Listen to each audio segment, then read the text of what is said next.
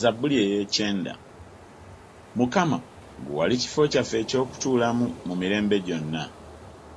Ensozi nga tezinnazaalibwa era nga tonnabumba nsi n'ebintu, okuva mu mirembe gyonna okutuusa mu mirembe gyonna gwe Katonda. Osindika abantu mu kuzikirira era oyogera nti muddeeyo mu abaana b'abantu. Kubanga emyaka 1000 mu maaso go giri ng'olwa jjo olwayita era ng'ekisimuka ky'ekiro. Obatwalira ddala nga mukoka, balinga otulo, enkya balinga omuddo ogumera. Enkya guloka, gumera, akawungeezi nga gusaliddwa era nga guwotose. Kubanga obusungu bwo butumalawo era bw'onyiiga ne tweraliikirira.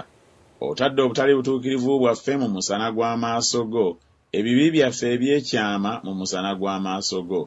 Kubanga ennaku zaffe zonna ziyita mu busungu bwo, emyaka gyaffe giggwaawo ng'ekirowoozo. Ennaku z'emyaka gyaffe gye myaka 7, era naye amaanyi gaweza emyaka 8, naye amalala gaabwe kwe kutegana n'okunakuwala kwereere, kubanga gayita mangu, naffe ne tubula. Ani amanyi obuyinza obw'obusungu bwo n'okunyiiga nga bw'ogwanira okutiibwa? Otuyigirize tubalenga bwe tutyo ennaku zaffe, tulyoke tufune omutima omugezigezi. Okomewo, Ayi Mukama, olituusaawa era wejjuse mu bigambo eby'abaddu bo. Otukkuse enkya n'okusaasira kwo, tusanyukenga, tujaguzenga ennaku zaffe zonna.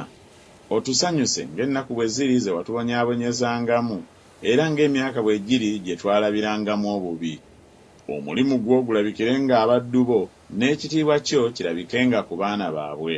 Era n'obulungi bwa Mukama Katonda waffe bubenga ku ffe, era otunywerezenga emirimu gy'emikono gyaffe. Weewaawo emirimu gyaffe oginywezenga.